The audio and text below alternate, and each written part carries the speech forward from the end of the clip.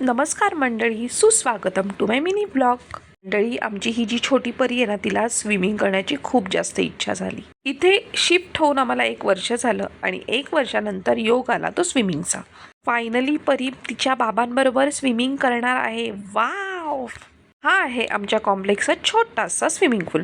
असो, काहीही असो, आपल्याला शिकायला मिळतं आहे ना, ते महत्त्वाचं. मला आता इथे परीचे बाबा आलेले आहेत आणि आईच्या इन्स्ट्रक्शनवरून सगळ्यात अगोदर तुम्ही शॉवर घ्यायचा आहे, म्हणून हे दोघं सुद्धा शॉवर घ्यायला गेलेले आहेत.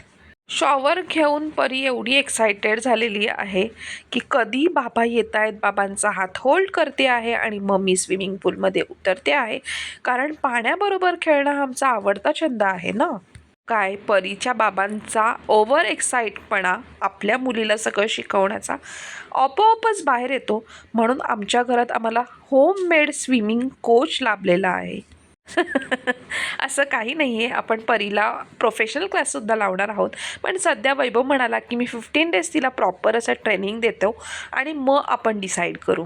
बघता आहात ना मॅडम, अजून स्विमिंग शिकली नाही आणि डायरेक्ट तिला तोंड पाण्यात बुडवायचं आहे. काय करावं ह्या मुलीचं. असो, ती खूप छान एन्जॉय करते आहे. वैभव स्वतःच्या स्विमिंग सेशनसाठी डीप पूलमध्ये उतरला होता आणि परीला सुद्धा त्याला ते भेटण्याची इच्छा होती. वैभव स्वतःचं स्विमिंग सेशनसुद्धा खूप छान एन्जॉय करत आहे. आफ्टर लाँग टाईम, खूप दिवसानंतर तो सुद्धा पाण्यात उतरला आहे आणि मग ती स्विमिंगची मजा तो घेत आहे. तो सुद्धा स्विमर आहे. झाली आमची मज्जा करून आणि आता आपल्याला घरी जायचं आहे, कारण का आपल्याला बाहेरसुद्धा जायचं आहे. हा दिवस ह्या दोघांनासुद्धा खूप जास्त आवडला. वैभव थोडासा थकला स्विमिंग करून, कारण का खूप दिवसानंतर केलं. चला तर मग, thanks for watching this vlog. Bye bye.